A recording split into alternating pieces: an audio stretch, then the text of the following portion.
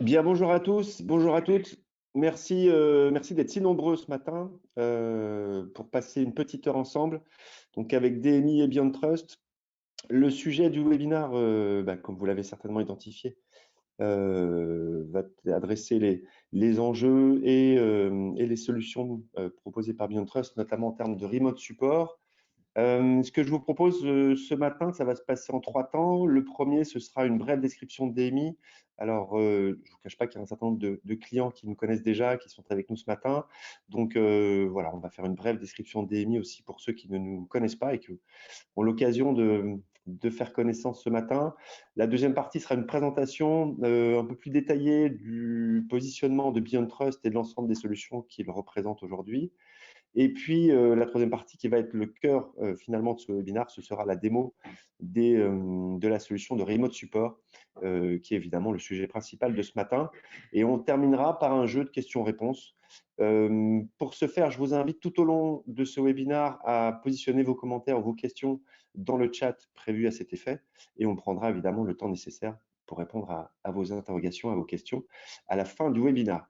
Donc, les présents aujourd'hui pour animer ce webinaire, eh bien, n'est pas coutume, je vais me présente en premier, mais je suis Vincent Van de Meulebroek de la société DMI. Je suis commercial chez DMI depuis quelques années maintenant. Et on aura également nos experts de chez Beyond Trust qui viendront animer évidemment la présentation et la démonstration de la solution Remote Support. Alors, pour comprendre aujourd'hui qui est DMI et pourquoi on existe, eh bien, comme le titre l'indique, on est IT Management Expert, c'est-à-dire que depuis 2002, on assure aujourd'hui finalement la gestion technique, administrative de l'ensemble des endpoints chez nos clients, que ce soit des postes, que ce soit des terminaux, des smartphones, des tablettes, et bien également des serveurs. Et on complète avec ça l'ensemble des services liés au service desk, à l'amélioration du support, à l'expérience utilisateur. Pour ce faire, aujourd'hui, on est une trentaine de collaborateurs. On a une présence nationale sur l'ensemble du pays et fait assez intéressant chez DMI depuis 2002. On est en mode de télétravail. Tout ça pour vous dire que voilà, la période que l'on vient de passer, qui j'espère se termine enfin, du Covid, voilà, n'a pas impacté du tout les habitudes de travail et le fonctionnement qu'avait déjà établi DMI. Et je dirais même au contraire, ça a été une opportunité aussi de pouvoir partager voilà, notre expérience et nos best practices en termes de télétravail et d'usage. Et donc, évidemment, ça a permis de mettre en avant aussi pas mal de services. Et on a, pour tout vous dire, profité aussi de cette période-là pour recruter un certain nombre de nouveaux collaborateurs. Donc, c'est plutôt intéressant. On voit qu'on a une évolution régulière du chiffre d'affaires voilà, qui nous amène aujourd'hui à se rapprocher des 5 millions d'euros, donc pour une trentaine de collaborateurs. Ce qu'il faut comprendre, c'est que pour évidemment répondre à tous ces enjeux et tous ces services auprès de nos clients aujourd'hui, on a deux typologies de services. C'est vraiment ces deux slides qu'il faudra retenir. On adresse aujourd'hui en service plutôt standard en tant que donc revendeur et intégrateur des solutions qu'on présente, dont celle de Beyond Trust qu'on va partager ensemble ce matin. Et dans ce cadre-là, on assure du consulting, on assure de la formation, du transfert de connaissances et évidemment, comme je le disais, la distribution et du négoce de ces produits. Ce qui veut dire en synthèse que finalement, on intervient finalement de l'AMOA jusqu'à la MCO des plateformes et des solutions donc logicielles que l'on revend et que l'on distribue auprès de nos clients. On peut le faire de différentes manières. On a vraiment une approche, comment dire, très à la carte, finalement, avec l'ensemble de nos clients. Et on va s'adapter finalement à vos besoins, à votre environnement et à l'histoire finalement de votre entreprise. Et en fonction de vos ressources, de vos compétences et de votre stratégie ou votre feuille de route, on va être capable d'adapter aujourd'hui du service à la carte. Et comme vous le voyez sur cette slide, voilà, on intervient aussi bien dans du contrat d'assistance plutôt classique, sous forme de ticket ou sous forme de forfait à l'heure. On va intervenir jusqu'à la mise en place d'un centre de solutions, c'est-à-dire qu'on est en capacité de mettre à disposition des ressources aujourd'hui qui peuvent assurer la MCO d'une ou plusieurs plateformes que l'on représente. Voilà, je ne vais pas rentrer dans le détail aujourd'hui de l'ensemble des services qui sont inclus dans ce CDS, mais je vous invite à vous rapprocher de nous, évidemment, à prendre contact avec nous si vous souhaitez en savoir plus. Je ne vais pas m'étaler sur la présentation de DMI aujourd'hui. Évidemment, le sujet principal, c'est la présentation de Beyond Trust, c'est la démonstration de ce qu'ils sont capables de faire et d'apporter en termes de remote support. Et je vais laisser tout de suite la main à nos experts pour qu'ils puissent eh bien, vous présenter cette partie-là. Bonjour à tous, donc Bastien Cholet. Donc du coup, je suis ingénieur commercial chez Beyond Trust et je vais me charger de vous faire une première partie d'une vingtaine de minutes sur la partie slideware. On va parler de l'aspect commerce, positionnement du marché, mais aussi architecture et fonctionnalité. Et dans un second temps, donc mon collègue Fabien Randet, avant-vente, va vous proposer une démo de la solution d'une vingtaine de minutes aussi. Et enfin, pour terminer, on finira par la partie questions-réponses où vous pourrez vous lâcher. Et comme vous a expliqué Vincent, on vous laisse inscrire vos questions dans le panneau à votre droite. Donc, Beyond Trust. Je suis allé un petit peu vite. Hop. Donc, Beyond Trust, juste un tout petit peu d'historique. Peut-être que ça parle à certains. En 2003, en fait, ce qui a été créé, c'est la société Bomgar. Et en fait, pourquoi Monsieur Bomgar a créé une solution de prise en main à distance? Tout simplement parce qu'il a fait un constat sur le marché que la plupart des solutions de prise en main à distance étaient très bien en termes de fonctionnalité, en termes de déploiement. Par contre, en termes de sécurité, il y avait des grosses failles et beaucoup de hackers utilisaient ces failles de sécurité justement pour prendre la main chez les différents clients. Donc du coup, ils ont créé une solution qui était de base vraiment orientée sécurité et au fur et à mesure, ils ont tuné la solution pour que ça réponde à toutes les fonctionnalités attendues en termes de prise en main à distance et en termes de déploiement, que ce soit beaucoup plus simple aussi. Mais avant tout, elle a été pensée sécurité. Et au fur et à mesure du temps, quand on parle de prise en main à distance sécurisée, on peut aussi penser à la partie bastion d'administration ou à la gestion des accès privilégiés. Et en fait, Bomgar a racheté Beyond Trust, qui était un acteur du PAM, de Privileged Access Management mondial. Donc, ils ont racheté Beyond Trust, ils ont récupéré leur nom, parce que d'un point de vue réputation, tout simplement, ils avaient plus de reconnaissance d'un point de vue mondial. Donc aujourd'hui, Beyond Trust, c'est vraiment un acteur global avec une globale du PAM, Privileged Access Management, Privileged Account Management, tout est le nom de l'acronyme qu'on cherche, mais ils ont une offre globale qui s'adresse vraiment à tous les aspects du PAM. Nous, aujourd'hui, on va s'orienter sur la prise en main à distance, à vocation helpdesk, même si je vais quand même un peu brosser le portfolio au départ. Donc juste, c'est toujours intéressant de voir la partie études, que ce soit Gartner, Forrester, on est bien placé. Donc là, on parle de PAM, mais de toute manière, ça englobe aussi la prise en main à distance sécurisée. On fait partie des leaders. Donc le portfolio global, juste pour l'évoquer, ça reste important.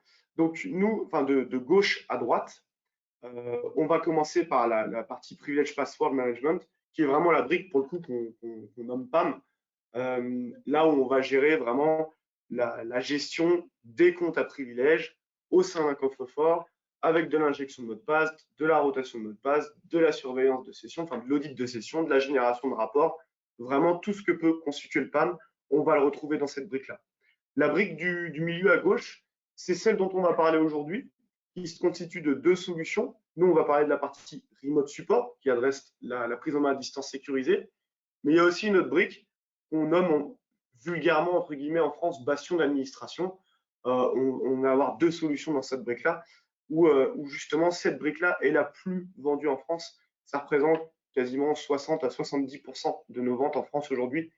Donc, elle est très importante et je vais vous la détailler par la suite. Ensuite, au milieu à droite, une brique qui prend de plus en plus d'ampleur en France aussi, la partie Endpoint Privilege Management.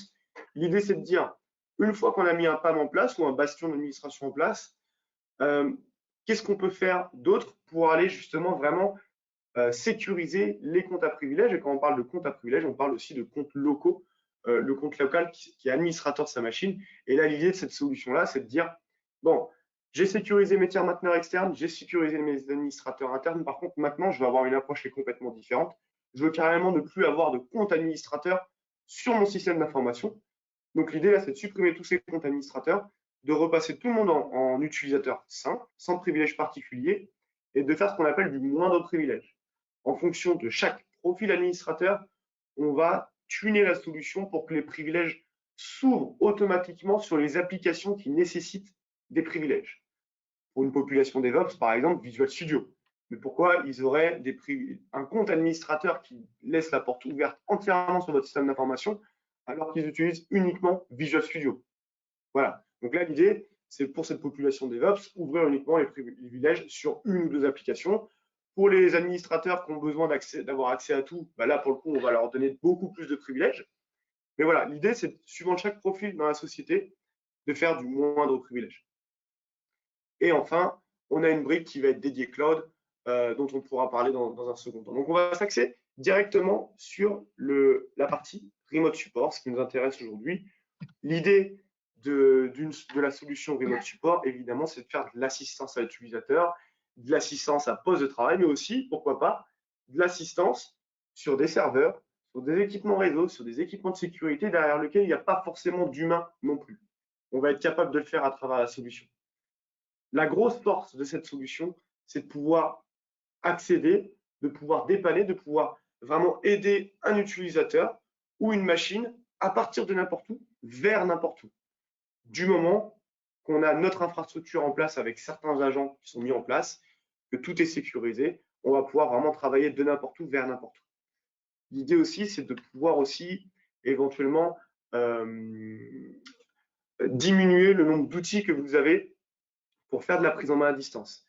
Certains ont, et on n'hésite pas à les citer, un grand acteur comme TeamViewer qui va permettre de faire de l'assistance sur utilisateur, mais de l'assistance aussi sur des machines, mais de manière pas forcément sécurisée. En termes de fonctionnalité, ils vont être très bons. Par contre, vous êtes forcément le cloud et vous n'avez pas une instance qui vous est dédiée. Vous êtes mutualisé avec tous les clients, avec parfois des agents permanents qui sont installés sur vos machines, ce qui aujourd'hui, en tout cas, ressort en rouge écarlate sur les audits de sécurité. TeamViewer, on n'en veut plus forcément dans le monde professionnel en tout cas. Il y a d'autres acteurs évidemment sur le marché.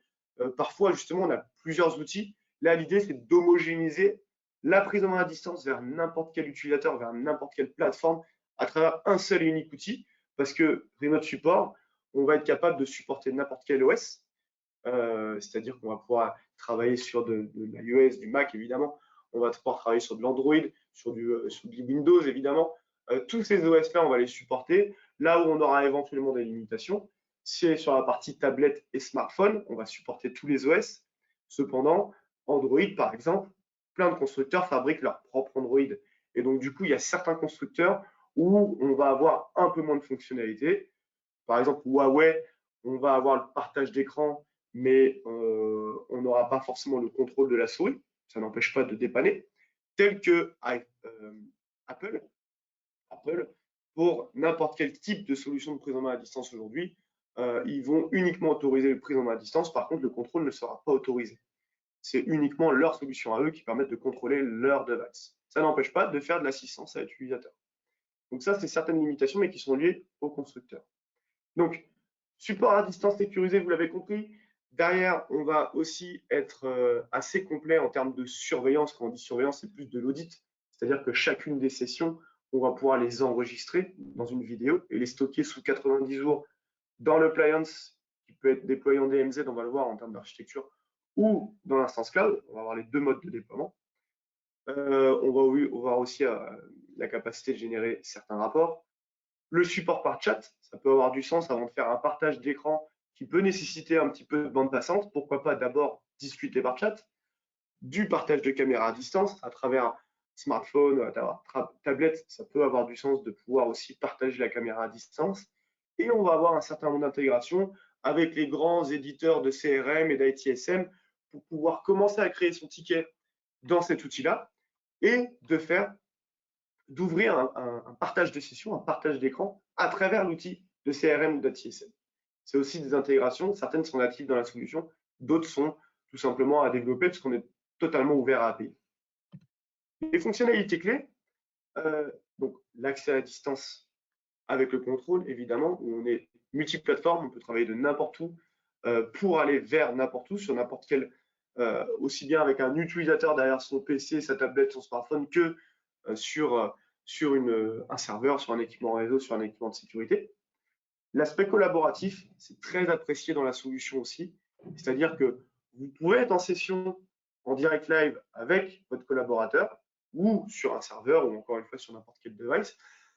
Si vous n'arrivez pas à régler le problème, parce que vous n'avez pas forcément les compétences ou parce que ça nécessite de monter le support au niveau 3 ou au niveau 2 chez l'éditeur, vous allez pouvoir inviter quelqu'un d'autre extérieur à votre entreprise à partager la session de manière totalement sécurisée à travers notamment, par exemple, le partage d'une clé de session. C'est une des méthodes, il y en a d'autres. On les verra. Personalization and branding, donc ça, nous, par exemple, Beyond Trust, on a notre portail de support. Il suffit de taper support.beyondtrust.com sur Internet. Vous tombez sur un portail de support.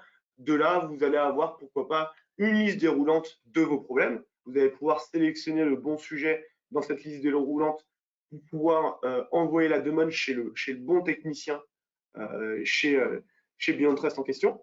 Donc, le portail, il va pouvoir être personnalisé avec votre logo, avec une liste déroulante, avec pourquoi pas aussi la possibilité d'y inscrire une clé de session qu'on vous a partagée pour pouvoir entrer sur une session en direct live. Voilà, toute cette personnalisation, on va pouvoir la faire.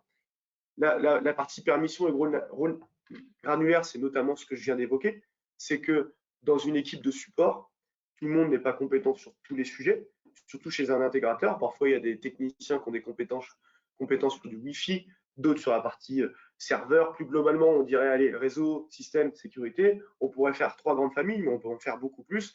Et les demandes de support atterriraient directement dans la bonne famille chez le bon technicien pour éviter que ça pollue les autres, avec une file d'attente. C'est configurable. Et dans un mode plus orienté télémaintenance, on va dire, on peut aussi dédier à un technicien un certain scope de machine sur lequel il a le droit de prendre la main. Ça peut être des postes utilisateurs, mais ça peut être aussi des serveurs, équipements réseau ou de sécurité. Et il ne voit pas forcément les autres machines du système d'information. On peut vraiment avoir des rôles assez granulaires pour chacun des profils. Audit et compliance, j'en ai dit une partie, on va tout enregistrer. Encore une fois, c'est activable ou désactivable. Dans une vidéo, on va récupérer aussi certaines commandes clavier. Et voilà, cette partie audit, on va pouvoir la faire. L'intégration, j'en ai dit quelques mots aussi. Tous les grands acteurs du marché, on a des connecteurs qui sont prédéveloppés. On va pouvoir ouvrir des sessions à partir de leur outil directement pour faire du partage d'écran. Les plateformes supportées, donc Windows, Mac, Linux, j'en ai parlé. Mais on va aussi supporter différents protocoles comme SSH, Telnet. Il n'y a pas inscrit, on va pouvoir aussi supporter le VNC, qui peut avoir du sens quand on a des machines industrielles parfois. On va supporter Chrome OS et encore la console web. Donc on va avoir différents. Vraiment, on est très bien réputé de ce côté-là aussi. Beaucoup de clients nous choisissent pour une question de sécurité, mais aussi parfois parce qu'ils ont trop d'outils pour prendre la main et faire leur opération de helpdesk et parfois aussi de leur opération de télémaintenance sur des différentes machines. Là, notre outil va pouvoir vraiment homogénéiser, va pouvoir voilà, réunir ces différents outils-là à travers un seul et unique outil. Un point hyper important, c'est la sécurité. Hein. Je l'ai souligné au départ, mais la solution a été développée et pensée sécurité au départ. Quand vous achetez Beyond Trust Remote Support, c'est un package unique qui vous est délivré et qui est chiffré avec votre certificat. Donc ça, c'est un point qui est hyper important, c'est que déjà, on peut être déployé on-premise à travers une machine virtuelle ou une machine physique. On pousse très fortement la machine virtuelle pour information. Et une instance cloud. Les deux sont disponibles. Les deux aujourd'hui sont en mode OPEX pour information, mais il y a quand même la possibilité de déployer on-premise, d'avoir sa propre appliance. Dans tous les cas, l'instance cloud ou l'appliance, elle est chiffrée avec votre certificat, c'est votre package unique. Et les agents qui sont téléchargés sur votre système d'information, qui peuvent être installés directement sur les postes utilisateurs ou sur les machines, ou des agents de rebond, on a 2 types d'agents. Dans tous les cas, ces agents-là sont téléchargés à partir de votre appliance ou de votre instance cloud qui est chiffrée avec votre certificat. On va être basé sur une architecture uniquement à base de flux montants.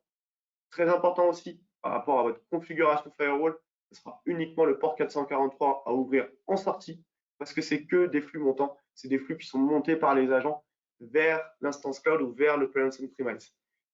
C'est un point qui est hyper différenciateur aussi et qui est très simple aussi en termes de déploiement et d'architecture. On va embarquer de l'authentification multifacteur de manière, j'allais dire gratuite dans le licensing, mais on va dire que c'est inclus plutôt dans le licensing. C'est-à-dire que si vous n'avez pas de TOTP ou de MFA en place aujourd'hui, on va pouvoir vous en mettre en place via de l'authentification double facteur ou soit via l'intégration de Google Authenticator ou via, pourquoi pas, une application qui est propre à BeyondTrust aussi qu'on peut télécharger sur n'importe quel marketplace qui va gérer du coup un deuxième code en dur par rapport à l'entrée d'un premier. Voilà pour l'authentification. Je vais en dire un peu plus, hein, parce que on supporte le SAML. Hein. Ça veut dire que si vous avez déjà une solution en place, on va pouvoir la réutiliser. La plupart des solutions, comme les grands acteurs du marché, en tout cas aujourd'hui, sont en SAML. On va pouvoir se corréler avec eux. On va évidemment se corréler avec n'importe quel annuaire, hein, AD et LDAP, pour pouvoir aller populer les comptes dans le Plarium sous l'instance cloud. Et on va aussi supporter le Radius, le Kerberos. Tous ces moyens d'authentification sont disponibles. Création d'un package unique, j'en ai parlé. Pour chacun des clients, c'est un package unique. Deux méthodes pour initier une session, attended et unattended. Quand on appelle ça attended, ça veut dire que je suis derrière mon poste, j'ai besoin d'aide, je veux de l'assistance à l'utilisateur. Dans ce cas-là, plusieurs moyens. Je peux cliquer sur un portail web ou dans ce cas-là, je peux y faire figurer une liste de techniciens. Je peux y rentrer une clé de session qu'on m'a préalablement donnée. Je peux faire une soumission d'incident via chat. Voilà, j'ai plusieurs méthodes pour initier la session, mais dans tous les cas, c'est l'utilisateur qui a besoin d'aide qui initie la session. C'est hyper important. Ou le plus communément déployé chez nos clients, c'est le bouton support qui va être déployé sur n'importe quel bureau.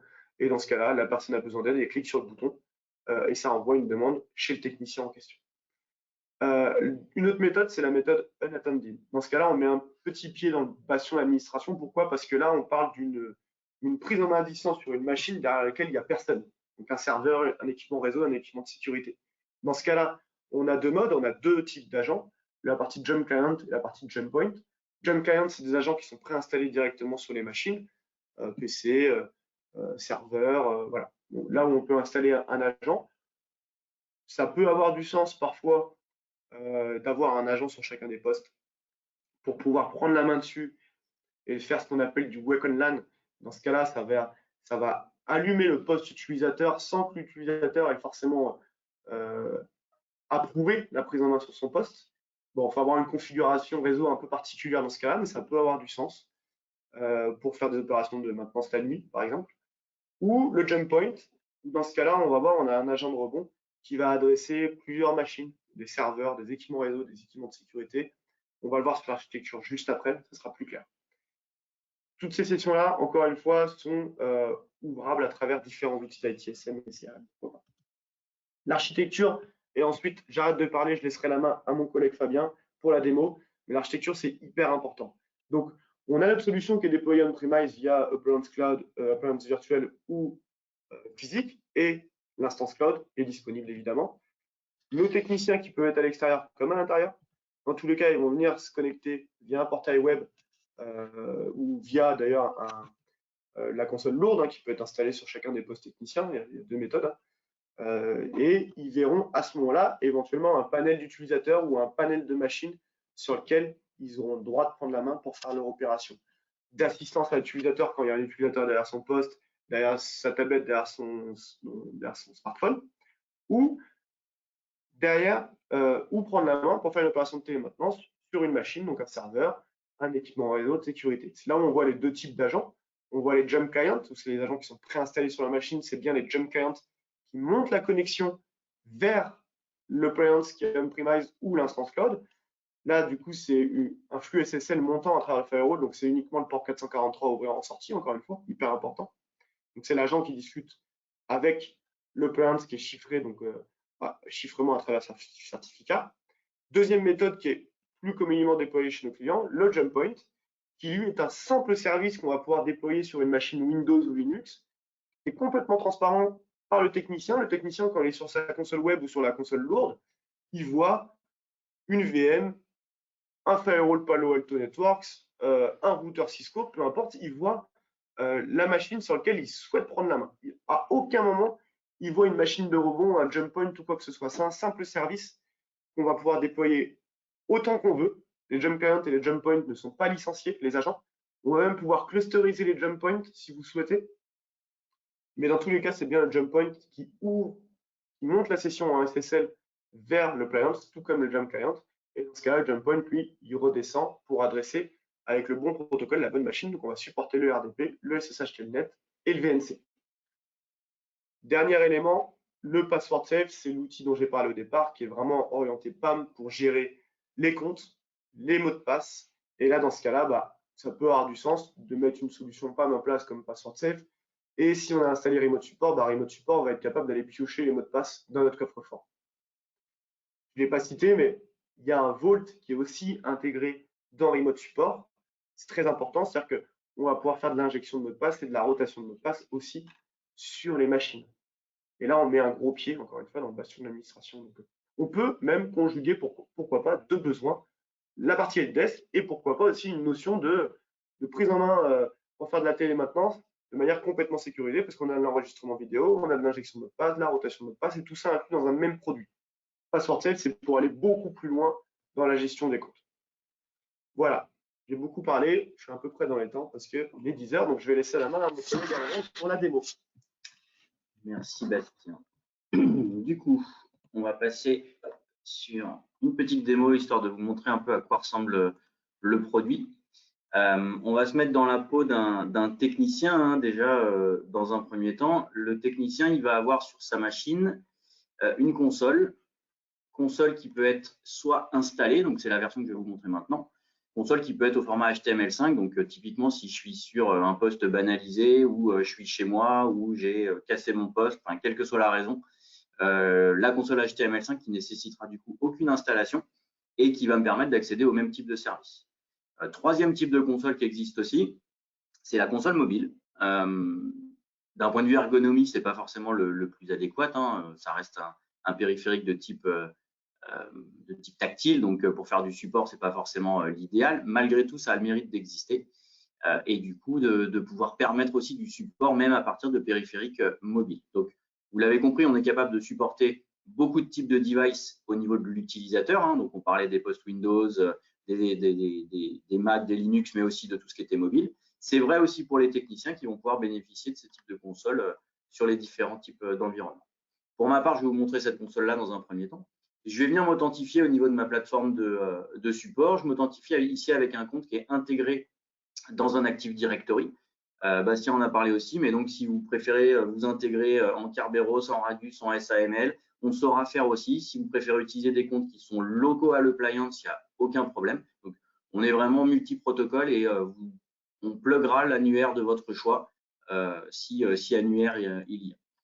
Quand on vient s'authentifier, on a capacité en plus à venir rajouter du MFA. Si vous en avez, on s'intégrera avec. Si vous n'en avez pas, on viendra en proposer un directement dans la solution sous forme de TOTP, donc avec toutes les applications classiques du marché, les Microsoft Authenticator, Google Authenticator et autres.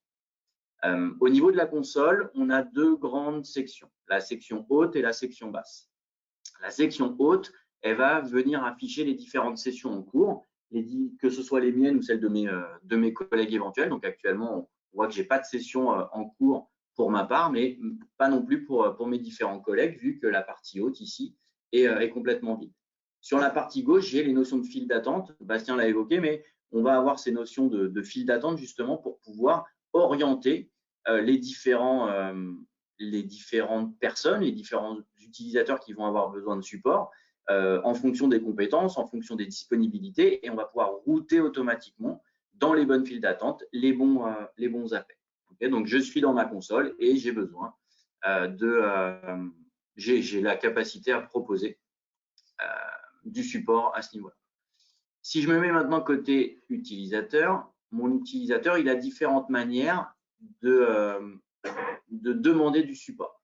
La première manière, la plus fréquente en tout cas, c'est d'avoir un portail qui va lui être proposé. Ce portail, il peut être organisé de la manière que vous préférez, il peut être brandé, donc avec vos couleurs, vos logos, et vous pouvez proposer à l'intérieur de ce portail différents types de fonctionnalités de mise en relation. Le plus communément utilisé, c'est la notion qu'on appelle Session Key. Je vais le passer en français. Donc, la fameuse clé de session.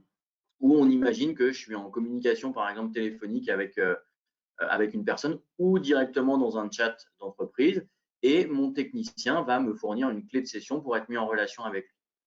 Je peux aussi avoir une notion de formulaire où je vais détailler mon problème et justement ce formulaire va pouvoir être routé dans les bonnes files d'attente en fonction du problème défini.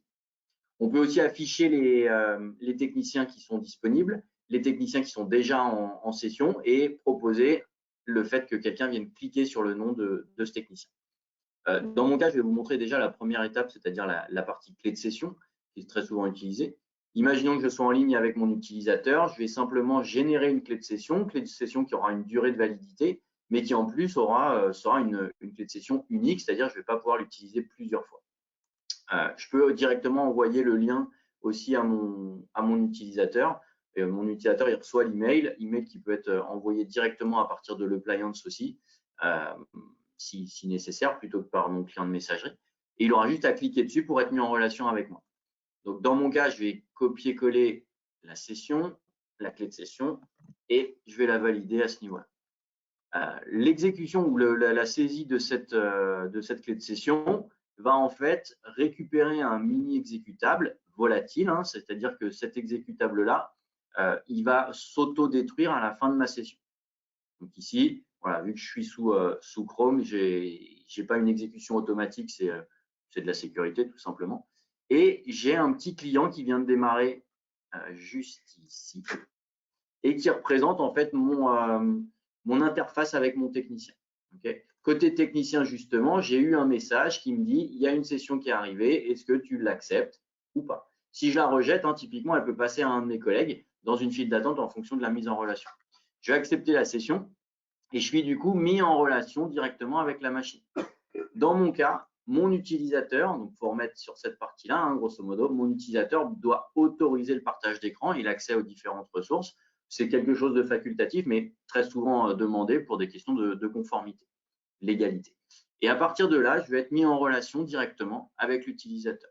Donc vous apercevez que cette petite fenêtre qui représente mon utilisateur qui a un problème et la console derrière qui représente mon technicien possède aussi un chat, hein, parce que l'idée, c'est aussi de pouvoir échanger sur de l'information.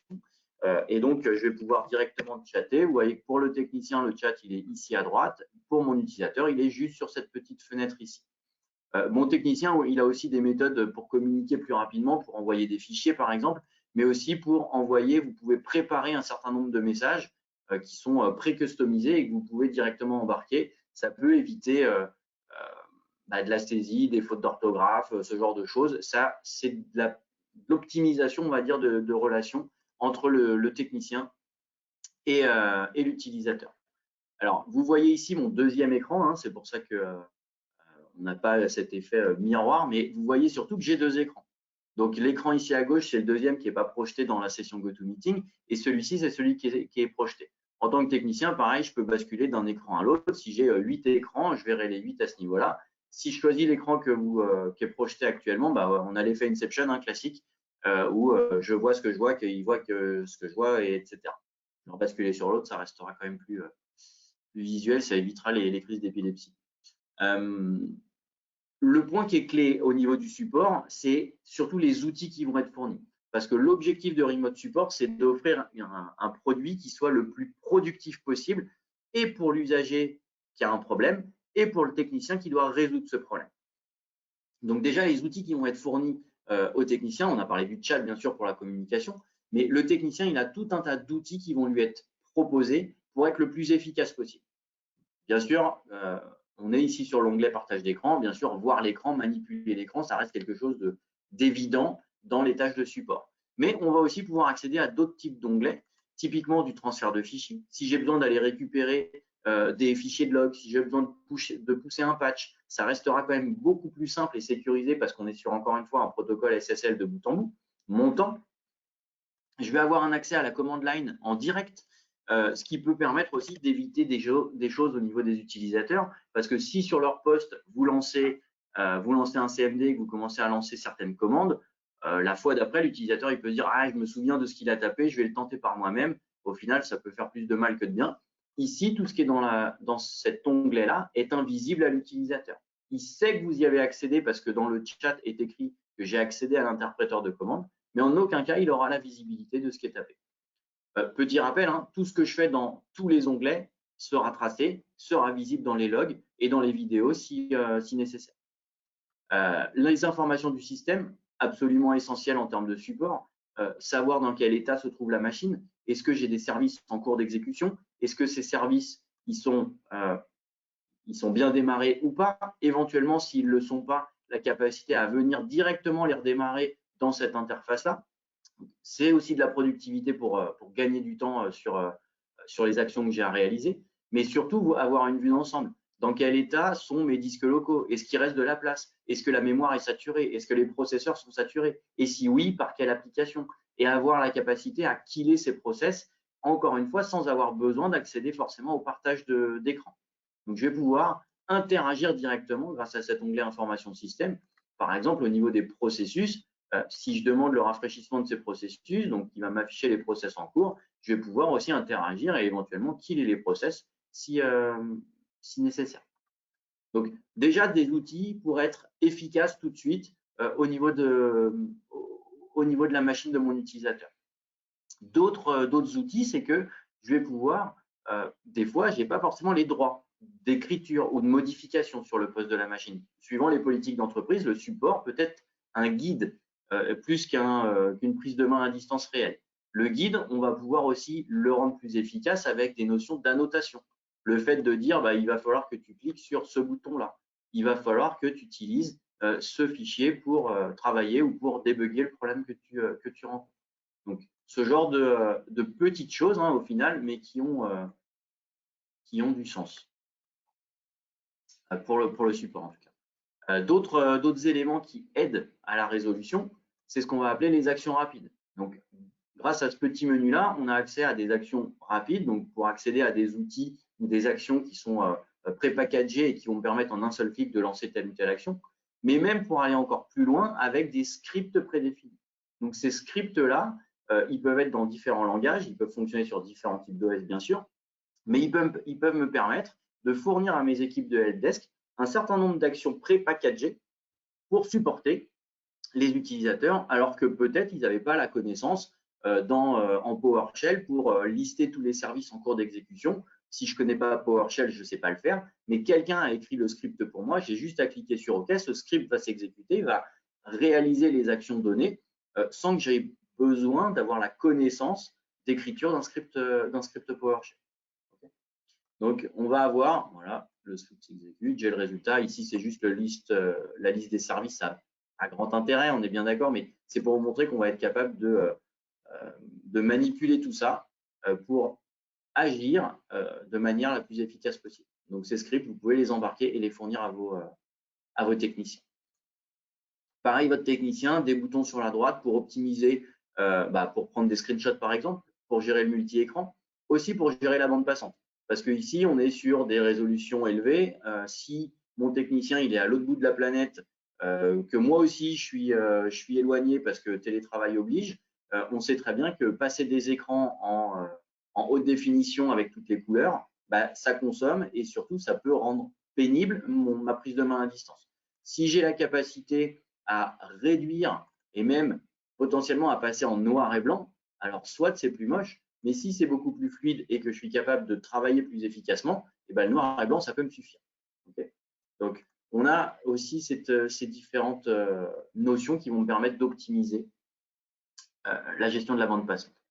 Dernière chose, mais pas forcément des moindres, c'est la collaboration.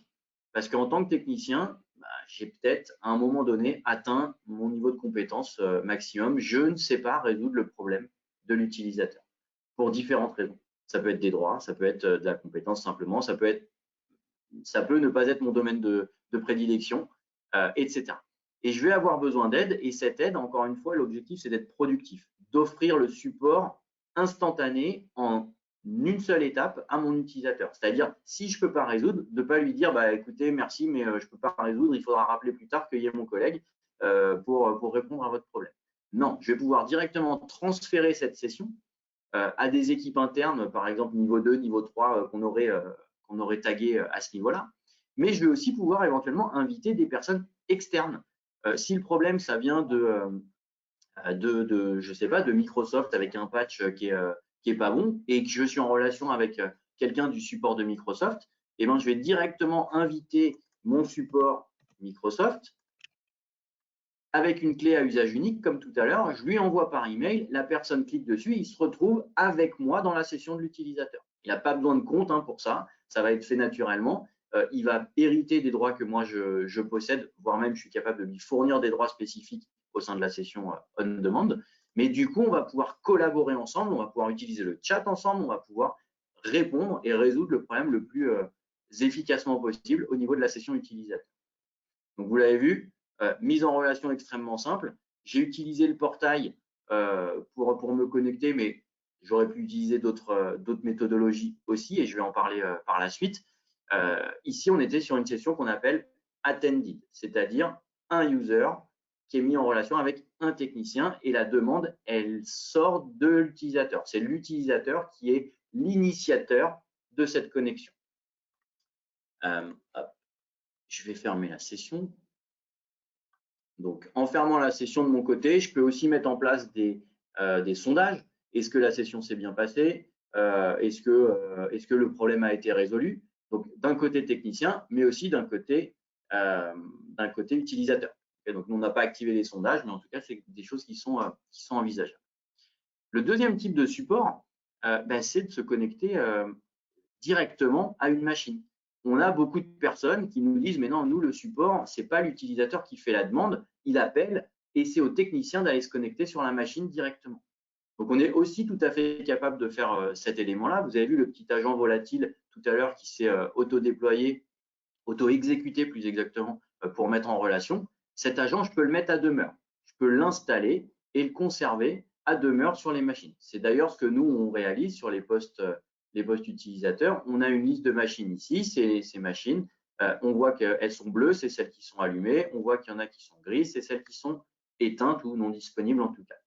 Ces machines-là, elles peuvent permettre à l'utilisateur, au technicien, d'être en relation avec quelqu'un au téléphone et de dire, OK, je cherche Bastien, je suis en ligne avec Bastien et il a besoin de mon aide. Je cherche Bastien, je trouve Bastien et je vais simplement double-cliquer dessus et Bastien va recevoir de son côté un message pour autoriser la session. Donc, il est en train de le faire de son côté.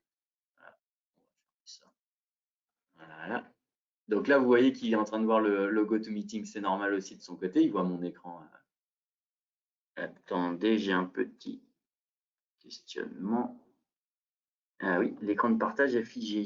Et c'est ce que j'étais en train de voir grâce à ça. C'est le GoToMeeting qui s'est arrêté, j'ai l'impression.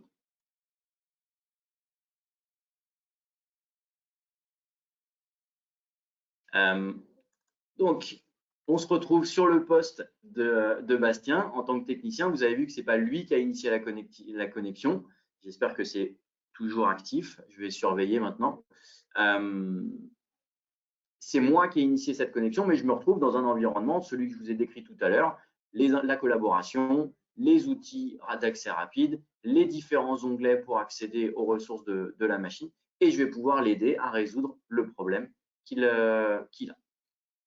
Mais ce n'est pas tout, parce que là, je suis toujours sur 1 vers 1, c'est-à-dire que Bastien était connecté dans sa session, je suis rentré dans sa session parce qu'il m'a autorisé à le faire. Okay. D'ailleurs, on voit ici ma session qui est en cours.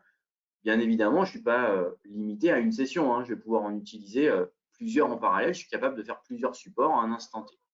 L'autre type d'exemple, c'est que je vais pouvoir aussi accéder à des machines sans personne derrière. Sans personne derrière, ça veut dire deux choses. Ça veut dire que je dois pouvoir rebondir sur cette machine. Donc, soit elle a un agent, soit via notre fameux jump point, comme l'a décrit Bastien lors de l'architecture, je vais pouvoir accéder via des protocoles particuliers. Mais ça veut dire une deuxième chose, ça veut dire que je dois être capable de pouvoir m'y connecter. Donc, d'avoir des credentials adéquats. Je vérifie que tout fonctionne toujours bien. OK. Merci en tout cas pour l'avoir noté. Ça a l'air d'être OK ici. Par exemple, si je souhaite me connecter à une machine sans agent, bien évidemment, une machine Windows, un serveur par exemple, parce que dans les notions de support, bien sûr, il y a les utilisateurs, mais ça peut être une machine. Si le problème de l'utilisateur, c'est qu'il ne peut pas imprimer et que j'ai un print serveur, Le support, c'est quoi? C'est d'aller sur le print server et de redémarrer le service spooler. Imaginons que ce soit le cas, je vais pouvoir double-cliquer sur une machine, ici c'est une machine Windows, et je vais pouvoir bénéficier de l'injection de Credential. Soit vous mettez en place ce coffre-fort et l'utilisateur va pouvoir simplement sélectionner un compte et l'injecter, soit si vous ne le mettez pas en place, il faut qu'il connaisse un compte, bien évidemment, qui va venir saisir. Alors, moi, mon compte est expiré à ce niveau-là. Vous avez compris l'idée. Je vais vous montrer sur un côté SSH. Mais ici, on est sur l'injection d'une clé SSH, par exemple. Donc, je vais saisir, je vais cliquer sur la machine, je saisis mes credentials, je valide l'interpréteur de commande et je suis connecté sur ma machine. Libre à moi ensuite de réaliser les actions qui vont bien sur ce serveur-là. Ici, c'est un serveur Linux en l'occurrence qui est proposé. On retrouve aussi l'onglet transfert de fichiers, très pratique. Tout ce qui est patching, log, la récupération, pas besoin d'utiliser d'autres outils. On est vraiment sur un outil qui est unifié. On a ces différentes capacités. Autre élément, je le disais, un agent en mode silencieux. Donc, pareil, on va pouvoir se connecter à une machine. Ici, c'est un poste de travail Windows. Je vais accéder à cette machine. Pas de bol, l'utilisateur n'est pas présent. Donc, je ne peux pas rentrer dans sa session et agir sur sa machine. Il m'a dit pourtant, avant de partir en week-end, qu'il avait un souci qu'il fallait que je solve. Mais ce n'est pas pour autant que je vais être bloqué. Je vais aussi avoir cette capacité d'injection de mot de passe, si nécessaire, sur une machine, même sans personne derrière, avec un agent. Donc, cette fois-ci, je suis passé par la petite clé orange que vous voyez en haut à gauche, qui était orange au moment de l'injection. Et je suis connecté sur la machine et je vais pouvoir opérer le support nécessaire. Donc là, je ne suis pas connecté en tant que lui, je suis connecté avec mon compte qui m'a été fourni grâce à mon coffre-fort, mais je vais pouvoir réaliser les différentes actions nécessaires. Ça me permet aussi de vous montrer une petite chose, parce que sur cette machine, on a le fameux bouton de support. Donc, si je lance ce bouton de support, quand on parlait de mise en relation, ça peut aussi être une méthodologie de mise en relation. Mon utilisateur, il peut avoir juste une petite icône comme celle-ci que vous personnalisez dans son menu de démarrer. Quand il a un problème, il clique dessus et en fait, il va avoir directement accès via ce petit bouton à différentes possibilités. Donc, une connexion directe, il va rentrer dans une file d'attente, la possibilité de saisir une clé de session là aussi, ou la possibilité de remplir le formulaire pour son problème. Tout ça, c'est intégrable à des outils de ticketing, bien évidemment, pour aussi optimiser le workflow de mise en relation. Donc, je pense que vous avez compris qu'on a beaucoup de manières de mettre en relation le technicien et l'utilisateur. Une fois qu'ils sont mis en relation, on a beaucoup d'outils qui vont permettre d'avoir le meilleur niveau de productivité à notre technicien et pour répondre en one-shot aux problèmes de celui-ci, que ce soit par lui-même au travers des différents outils qu'on lui propose dans l'interface, ou que ce soit par des notions de collaboration en ayant la capacité d'aller demander de l'aide, transférer la session à d'autres personnes. Et au niveau des types de sessions qui sont supportées, vous l'avez vu, des sessions en mode attended, quelqu'un a besoin de moi et il me fait signe et je vais pouvoir lui offrir la connectivité adéquate, ou alors un support sur un équipement, un support sur un équipement Windows, un équipement Linux, un équipement VNC, avec ou pas quelqu'un derrière sur l'ordinateur pour pouvoir accepter la session. Et s'il n'y a personne derrière, la capacité, grâce au coffre-fort, de pouvoir injecter un credential qui m'a été fourni pour pouvoir réaliser mon travail quotidien. Donc, j'ai fait le tour des différentes fonctions. Le temps passe en plus. Je vous propose qu'on passe sur la partie questions-réponses. Hop. Je vais reprendre le dernier petit slide. Donc ça, nous y voilà. Et donc, on va regarder les différentes questions qu'on va pouvoir avoir. Merci Fabien. Donc effectivement, il y a quelques questions et des questions intéressantes parce que c'est vrai qu'il y a des sujets qu'on n'a pas forcément abordés. La question la plus évidente, le licensing, évidemment. Donc le licensing de la solution Remote Support, il faut savoir que ça se compte en nombre de licences par technicien simultané. C'est-à-dire que vous avez peut-être, je ne sais pas moi, une dizaine de techniciens au niveau de votre service desk, mais il n'y en a que 5 qui sont connectés en même temps. Vous n'aurez besoin que de 5 licences. À chaque déconnexion d'un technicien, ça libère une licence pour qu'elle soit disponible pour un autre technicien. Donc, on appelle ça technicien simultané, connexion simultanée, ça veut dire la même chose. C'est équivalent. Donc, j'espère avoir répondu à la question. Alors, si, petite précision, à partir du 1er janvier, donc on va dire que c'est demain, on passe en full OPEX. Parce que jusqu'à maintenant, on avait aussi la capacité de faire du CAPEX. À partir du 15 décembre, dans un mois, le CAPEX qui était disponible pour les clients qui achetaient on-premise, c'est-à-dire qu'ils achetaient une appliance virtuelle, ils achetaient des licences de manière perpétuelle adossées à un contrat de maintenance qui devait renouveler tous les ans ou tous les 3 ans. Ce mode CAPEX n'existera plus dans un mois. Alors peut-être que ça peut faire réagir certains d'entre vous. Ou soit on étudie un projet rapidement, ou soit à partir du coup du 15 décembre, ce sera OPEX intégralement. Donc ce sera uniquement du renouvellement de licences au même prix tous les ans, que ce soit on-premise ou cloud, ce sera la même facturation. Un peu plus cher on-premise forcément parce qu'on a l'appliance virtuelle à renouveler aussi. Cette petite précision étant faite, on va passer à la question d'après. Donc les moyens d'authentification. Pouvez-vous me récapituler les moyens d'authentification? Ok, bah, je vais peut-être laisser la main à Fabien sur cette question-là pour qu'il détaille un peu. Ouais, donc au niveau de l'authentification, on l'a vu pour l'utilisateur, il n'y en a pas, hein, il est dans sa session, il n'a pas à s'authentifier sur une quelconque session de support ou quoi que ce soit. C'est vraiment le technicien. Donc le technicien, il accède à sa console, encore une fois, installée, mobile, HTML5. Et cette authentification, elle va pouvoir être faite localement. Donc vous pouvez créer des comptes locaux dans le Pliance qui n'existe nulle part ailleurs dans votre infrastructure. Ou vous pouvez vous linker à un annuaire qu'on va supporter à peu près, à ma connaissance en tout cas, tous les annuaires du marché au travers des protocoles LDAP, au travers des protocoles Radius, des protocoles SAML, du protocole SCIM aussi. Donc on sera capable aujourd'hui de répondre à tous vos annuaires pour authentifier les techniciens. Et vous l'avez vu aussi au niveau du back-end, pour s'authentifier sur la machine quand il n'y a personne, parce que là aussi on parle d'authentification, c'est bien sûr lié à l'authentification de la machine elle-même, mais vous avez vu la capacité d'intégrer un Vault pour proposer de l'injection et pour éviter d'avoir à donner des comptes à privilèges à vos équipes support. Merci Fabien. Next, est-il possible de s'intégrer avec ServiceNow? Donc oui, effectivement, on a, d'une part, BeyondTrust Remote Support est ouvert à API, donc on est capable de s'intégrer avec n'importe quel type de solution avec un développement qui peut être, ou soit d'ailleurs, vous faites appel aux professional services de BeyondTrust qui peuvent faire le développement pour un outil particulier, ou soit vous le faites vous-même.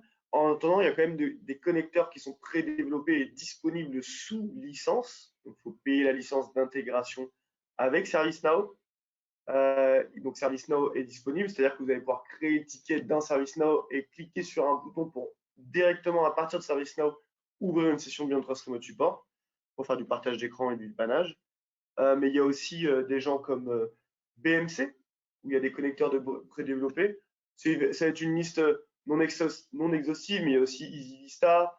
Côté CRM, il y a Salesforce. Il y a des gens comme Autotask, EasyLog, Zendesk, Jira. Tout ça, c'est des connecteurs qui sont déjà prédéveloppés. Je sais qu'il y a aussi Dynamics, qui n'est pas dans la liste là, mais encore une fois, c'est une liste non exhaustive.